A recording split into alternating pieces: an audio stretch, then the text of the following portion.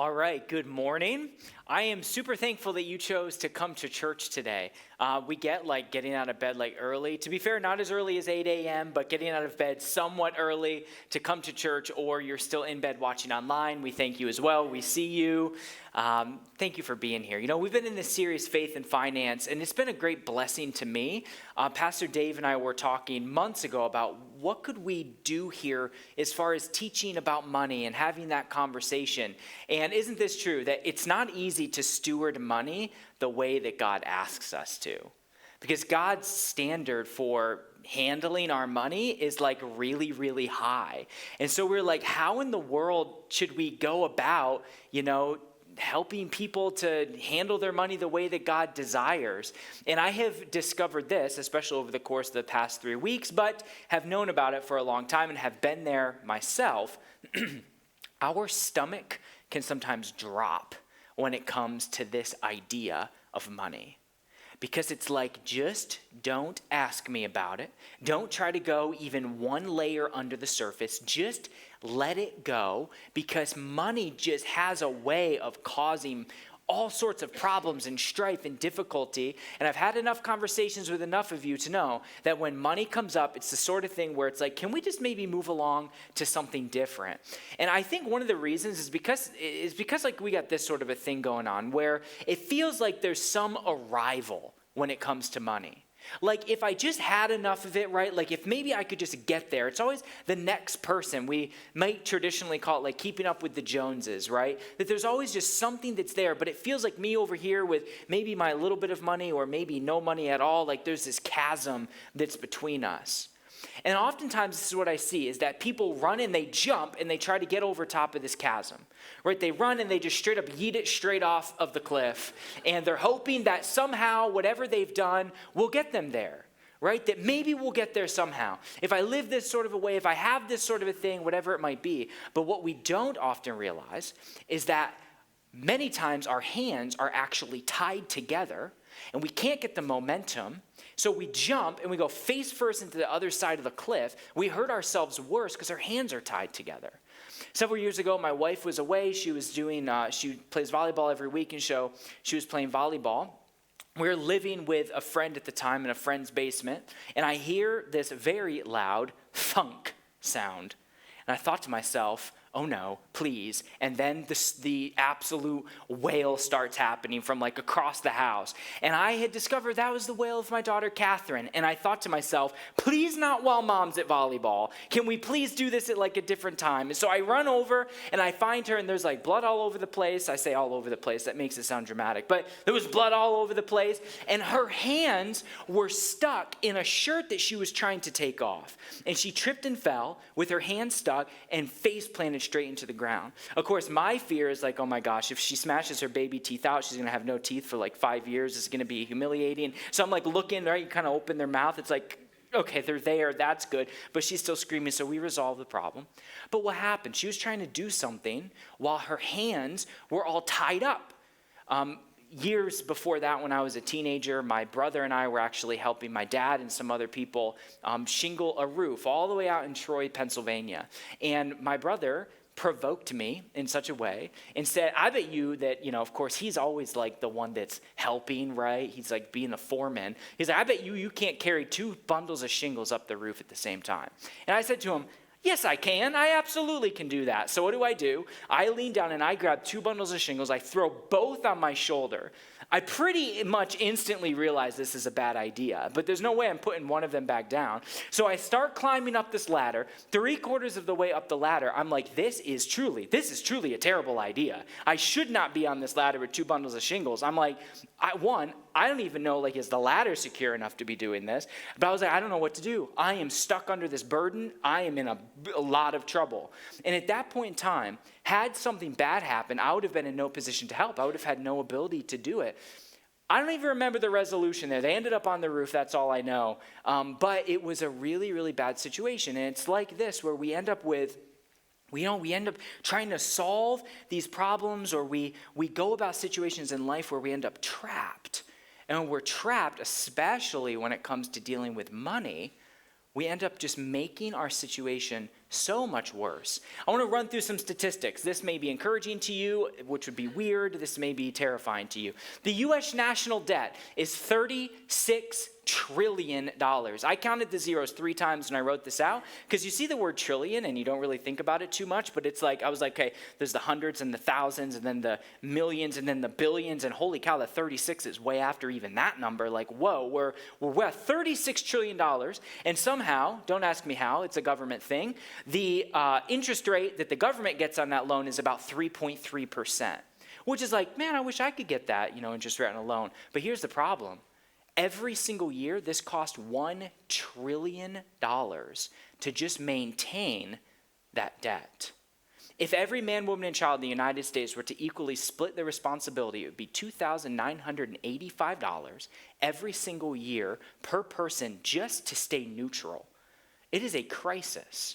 But we look at that and we go, well, I don't really know how that actually impacts my day-to-day living. And it's kind of like the government, right? Like we think like it'll probably work itself out. Like it's like with a business, unless you're a business owner and you bear the weight, you kind of look at businesses and go, they'll probably figure this out, right? Like their issues will ultimately resolve.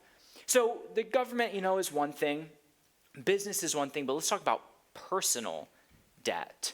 The average credit card debt per person is $6,501 at a 22.63% interest rate. That's the average. If you bought a vacation, swiped the credit card, cost $6,500, and paid it off over the course of 1 year, that vacation would cost you $7,300. It is a trap that many of you are feeling absolutely suffocated by. And understandably so. It's no joke to be in that sort of a position.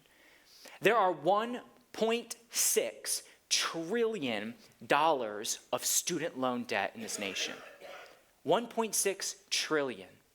Unless you think this is just a young person's problem, 30 billion of that is owed by people over the age of 70.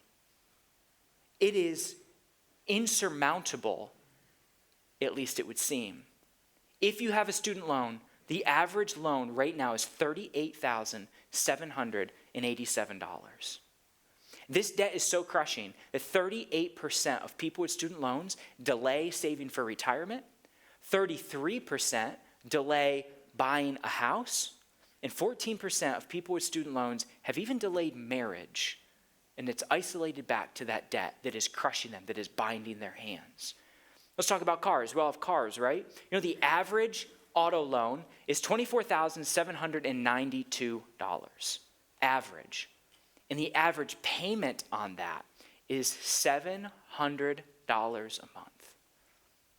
And 14% of all the cars that have loans, the payment is over $1,000 every single month. It's bondage. In this nation, there are 84 million outstanding mortgages.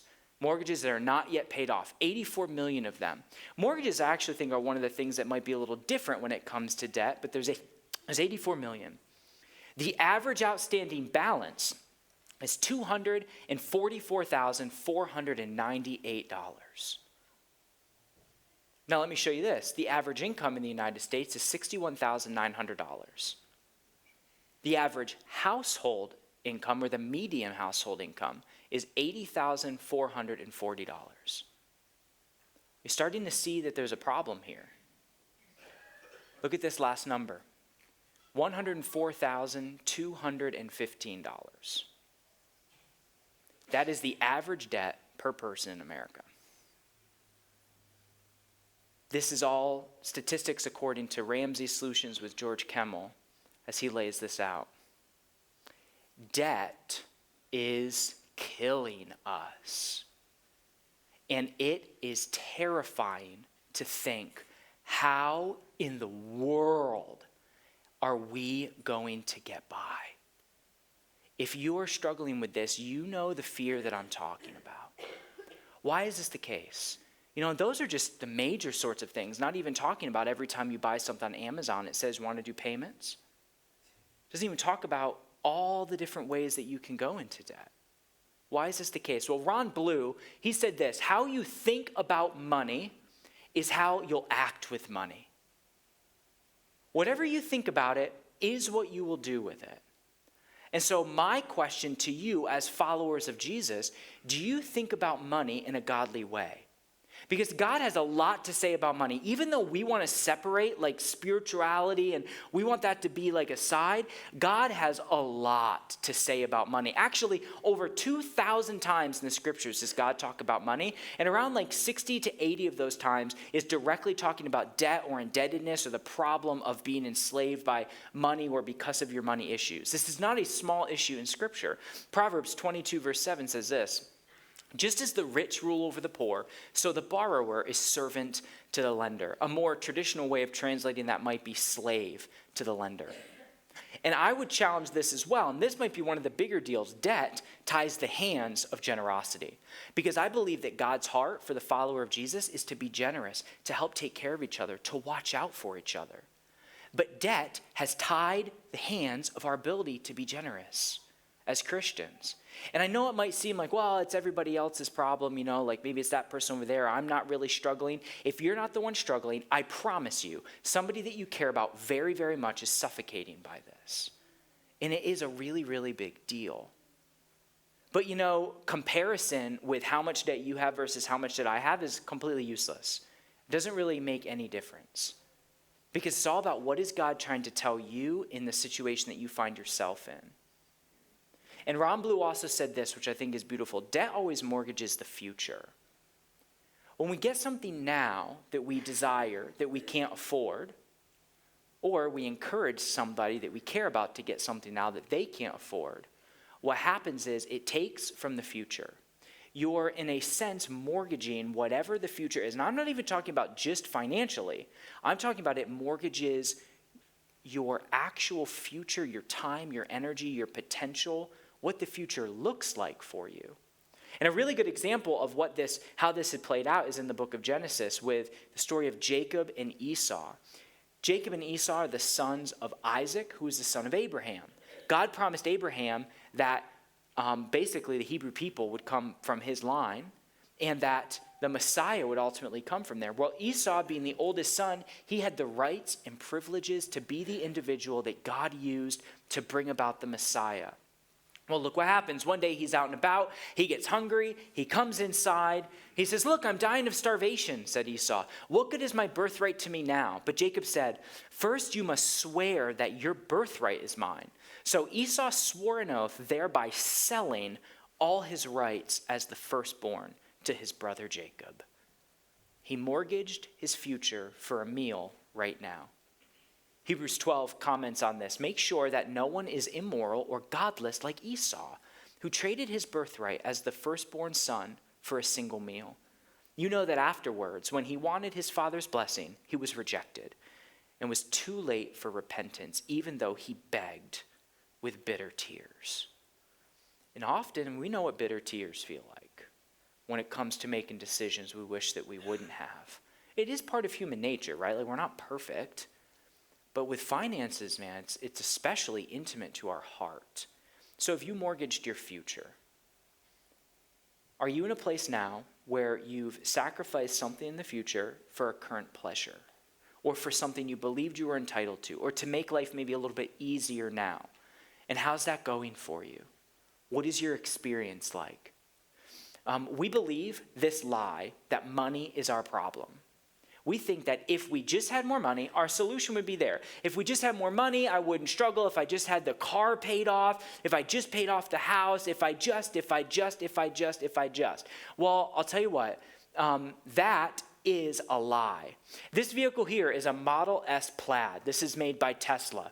The Model S Plaid, if we can move forward, the Model S Plaid goes from 0 to 60 miles an hour in 1.98 seconds. That vehicle is insane. And guess who you don't give it to? A 16-year-old. Why? Because a 16-year-old is going to accelerate 0 to 60 in 1.98 seconds and fly directly off a ravine and probably kill themselves because they can't handle it, right? We know this, like an inexperienced driver, you can't do something like that. And I think this is similar with money, where God looks at money as a great blessing, but as something that is going to magnify the things that are already true about you. which is why money will make you more of what you are. If you find yourself selfish and self-focused and arrogant and mean and stingy and prideful, 100% of the time, money is going to magnify all of those characteristics. But if you find yourself gentle and humble and generous and patient and filled with the fruit of the Spirit, and money is given to you, then what's going to happen is those characteristics are also going to be magnified. And God knows this. He can't give you a Model S Plaid if the only thing you can drive is like an old Ford, right? He won't give us something that is going to hurt us. And so the problem is not money. The problem is dependency on Christ. And I had a friend this week during our small group. He told me this, that we don't need to be perfect with money. To be perfect with money is way out there, right? There's so many minute details of finances and financial management. God doesn't ask us to be perfect with our money. What he does do is he says we just need to be godly with our money. And that's what I'm hoping this morning you can grab a resource or two to walk out of here and go, okay, I can do this, right? It's possible for me to follow the will of God, to follow the instruction of God, and to really wrestle this one down. And there's a story in the book of 2 Kings with the prophet Elisha. And I think that it's really cool, actually, because the story that is told goes right along the lines of this content that we've covered so far. And it says, here is a way that you can show your faithfulness to God with your finances. And it gives us a path forward. So pay close attention as we go through this. This is 2 Kings chapter 4. We're just going to read through this real short story. One day, the widow of a member of the group of prophets came to Elisha and cried out, "My husband who served you is dead, and you know how he feared the Lord." There's many of you who have lost spouses. I have not, and I don't desire to. And it's difficult to understand the depth of hurt that you feel. And this widow was experiencing it in absolute full force. And then you add insult to injury. But now a creditor has come. She's in debt. Why? We don't really know. It could have been something actually totally appropriate. It could have been because when her husband died, she had no means to provide for herself, and so she had to go into debt to provide for herself and for her family, and she can't pay it back, and now there's a problem. It could have been because of negligence when her husband was alive. It's possible if he was being faithful to the Lord, that hurt them in that culture, and so he had to go into debt that he could maintain because he could work and he could pay it off, as time went on. But he's dead now. Whatever the reason, doesn't really matter. A creditor has come. But here's the crux of why this is so bad. A creditor has come threatening to take my 2 sons as slaves. Imagine the debt that you owe costs the freedom of somebody that you love. That you swipe the credit card, it doesn't get paid off. You don't just have to pay more money in the future. Your child is sold. It's a worldview in a culture that is so out there that it's hard to understand. But that's the reality of what's going on. She was afraid. She was terrified. What in the world is she supposed to do with that? And so the only option is that she cries out for help. And what she demonstrates is this beautiful principle that an individual with Orchard Alliance, who's actually going to be here later, he said this: one of the highest values in God's kingdom is dependency. And this widow was broken with nothing. And many of us are broken with nothing. And we go, what am I going to do? I love this passage in John 15:5 where Jesus said, I am the vine and you are the branches. If you remain in me and I in you, you will bear much fruit. Apart from me, you can do nothing. And there's this image of Jesus with little children. And he always said, bring the children to me. I love them. Don't scold them. Be like a child. Dependency, intimacy with the Father, and bringing them under his wings. Proverbs says this: trust in the Lord with all your heart and lean not on your own understanding. In all of your ways submit to him, and he will make your paths straight. One of the highest values in God's kingdom is dependency on him, true dependency. And so I ask, how do you expect God to solve your problem? Are you hoping maybe for like a loan forgiveness of some sort? Are you hoping for that you might get the job promotion? Are you hoping that somebody passes away and leaves you a whole bunch of money? Like what are you actually hoping for? The way out of whatever financial thing you're in, or your children are in, or your siblings, or whoever. How do you expect God to solve your problems? It's tough to get into the head of the widow, but what we know is that she was asking for help learning dependency. And Elisha takes this an avenue that is very, very unexpected. This is what Elisha said. What can I do to help you? Elisha asked. Tell me, what do you have in the house? And she says, nothing at all. Like, hello, Elisha. At first glance, she had nothing. Like, if I had something, I would have figured out a way to monetize it to get myself in a better position so my kids don't get sold into slavery. What do you mean, what do I have? I don't have anything. Many of us feel that way when there's a financial crisis. It's like, I don't have anything. What am I supposed to do? I am a helpless victim in this scenario. There's nothing I can do. And we go, why? When a Christian or a pastor or a friend says, well, they start asking questions and our hands go up and go, we don't have anything, nothing. What do you want me to do? This is just, how am I supposed to handle this? It's like, well, are you sure? Like, why don't you look again? And so this is what the widow said, except a flask of olive oil, she replied. A small little flask of oil is what she had in her home. She needed that oil for probably the bare minimum food that she could possibly make to sustain life. And she overlooked that little tiny flask of oil while she was trying to figure out, what do I have at my discretion? Till Elisha pointed it out. And so, why did Elisha ask her to look? And that's the big question that she's trying to figure out, we're all trying to figure out. So it continues. And Elisha said, borrow as many empty jars as you can from your friends and neighbors. Then go into your house with your sons and shut the door behind you.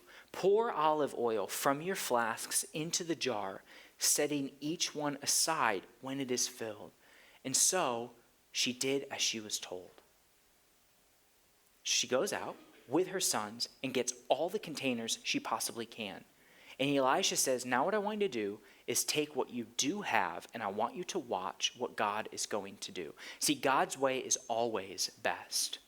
No matter what the widow thought, no matter what you think, God's way is best, which means do it God's way and watch what happens. So she did as she was told. Her sons kept bringing jars to her, and she filled one after another. And soon, every container was full to the brim. Bring me another jar, she said to one of her sons. There aren't any more, he told her. Then the olive oil stopped flowing. And when she told the man of God what had happened, he said to her, now sell the olive oil and pay your debts. Talk about a supernatural provision through obedience to something that was absurd. Now her debts would be paid. And so oftentimes in our thinking, this is where the story kind of ends. We stop it right here and we go, thanks God for getting me out of the problem. Now I got it from here. Now I can handle it. But I think maybe the most beautiful part of this entire story is the following statement from Elisha.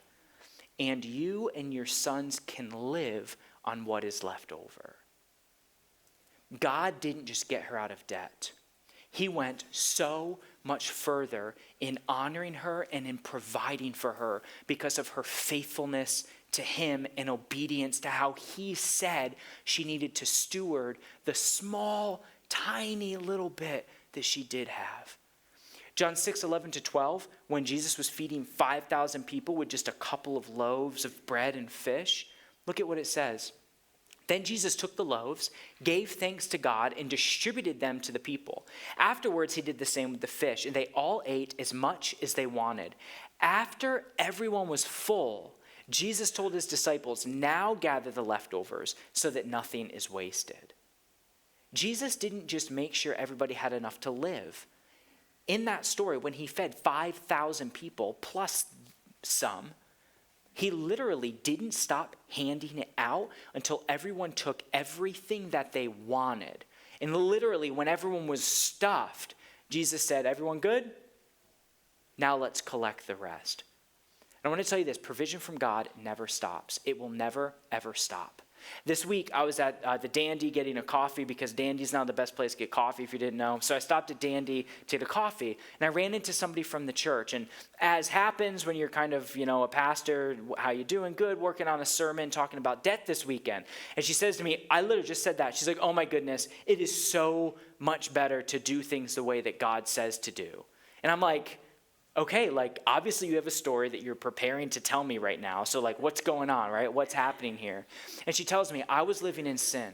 I was living with my boyfriend. He had another relationship going on at the time. It was a mess. We had children. God was ripping at my heart. I didn't know what to do. I was scared to death. And every time I would go to church, every time someone would talk to me about God, every time this would happen, I would just feel this pit in my stomach and I was getting miserable. And she's like, I was just sick of my life living that way. But how am I supposed to leave? Because I have a job, but very, very little money, certainly not enough money to provide for my children. And what am I supposed to do? And how do I handle this?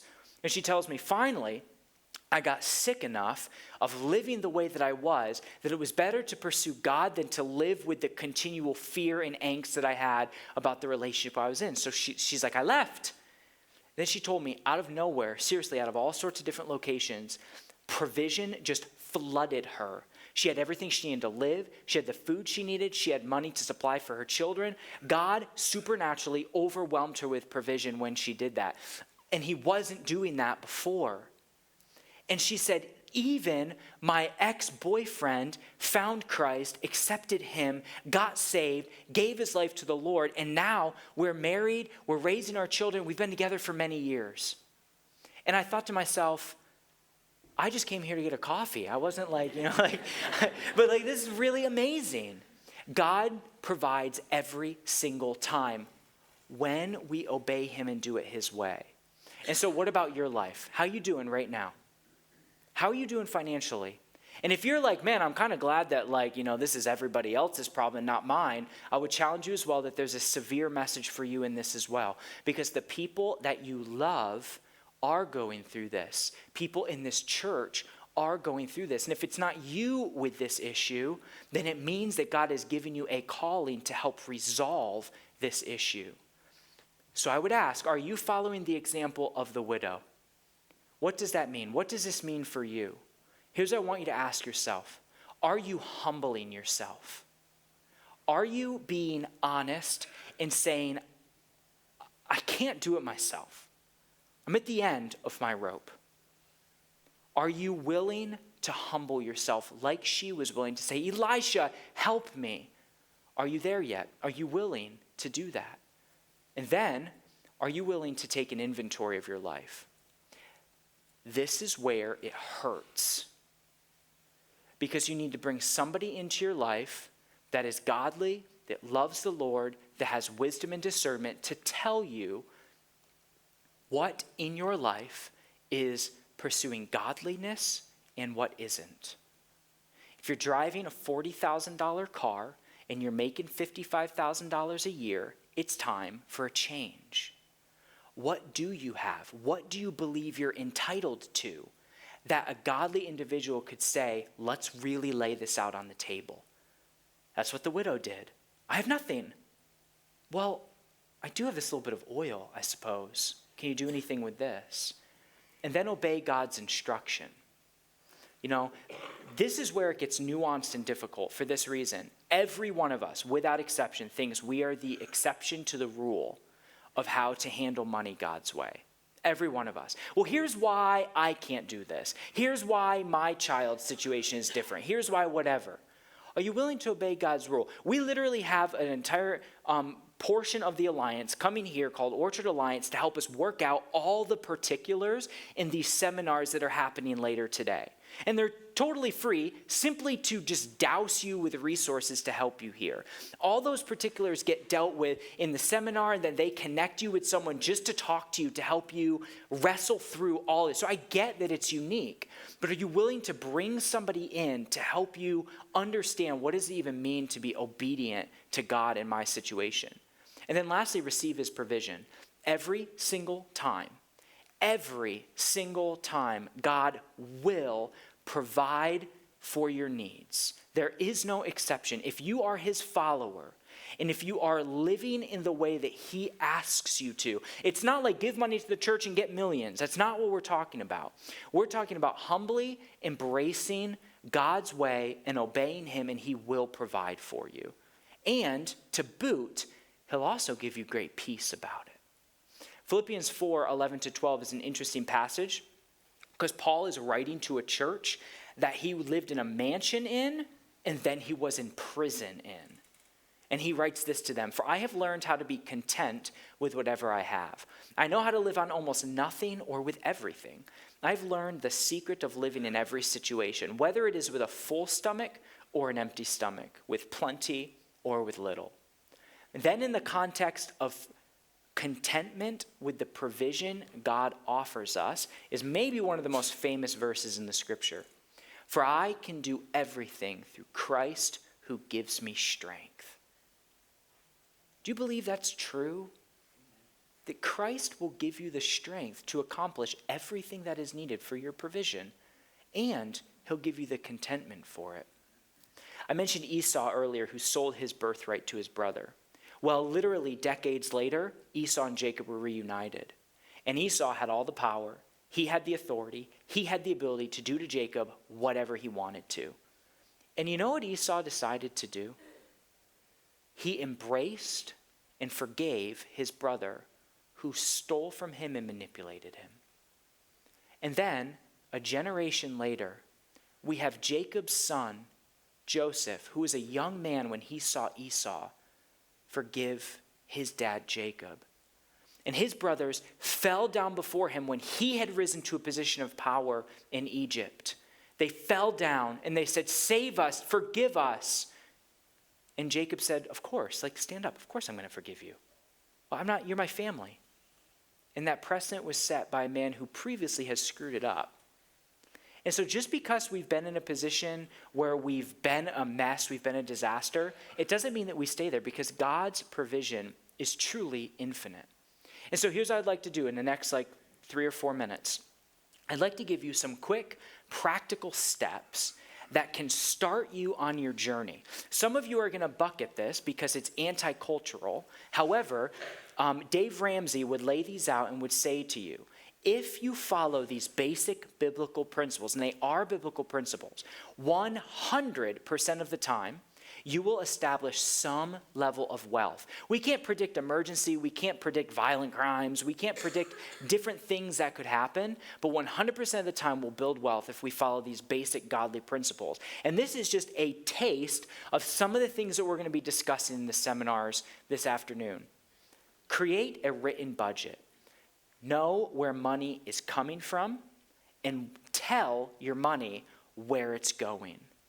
That is advice my wife and I give to every single couple that we do premarital counseling with. We lay it all out on the table and say, you got to know how much you're going to bring into your household, and exactly every single penny, where are you sending it once it's in your home?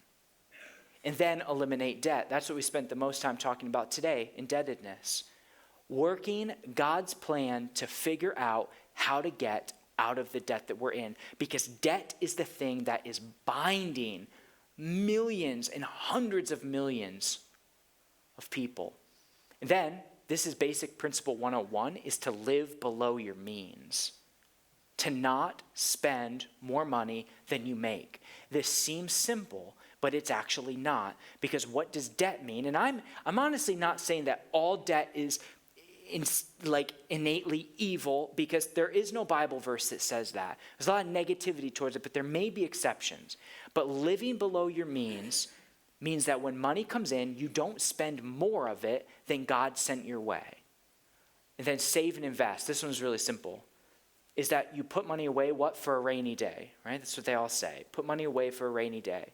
Because having a little bit of savings takes the emergency out of emergency when it comes to finances. And God will honor that. And then lastly, I think this is so beautiful, be generous. This is to those of you who perceive yourself as outside of needing this message, even if you're not honest about that. God asks you to be outrageously generous. We would say this, to live like no one else now so that you can live like no one else later. To be faithful and honest to God with your finances now so that in the future, you can have a life like nobody else is able to have. And I said this before, debt, I really believe primarily, is the thing that ties the hands of generosity. And the issue for us as followers of Jesus is that it's in the very DNA of a Christ follower to be generous. And so if we mortgage our future to the point that we can't help the church, we can't help nonprofits, we can't help our neighbors, we can't help our friends, we can't have an open hand financially, if we've put ourselves in a position that we're not able to honor the Lord in that way with finances, it's a real problem. And so I'd ask you to just reflect on your life and ask, are you hiding behind the money that you do have, one way or another? Are you hiding things with your money? And I truly believe that God wants to crack open that shell of fear and begin to shed light on, and we are here to help. We're not just saying, do better, solve your problem, because that's unhelpful. What we're saying is God provides a path towards it, and we as a church are here to do whatever we can do to help you with that. Galatians 6:9 says, don't get tired of doing what is right. At just the right time, we will reap a harvest of blessing if we don't give up. Stewarding money the way that God desires us to is not easy. It's hard. But when we do, we'll reap just an entire harvest of blessing.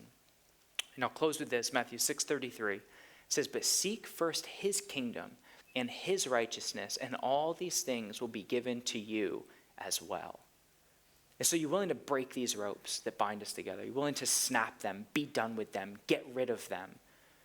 I would really just challenge you that God is saying there's a way through this here, and he would gladly walk you through it. And as a church, we're so ready to do that as well.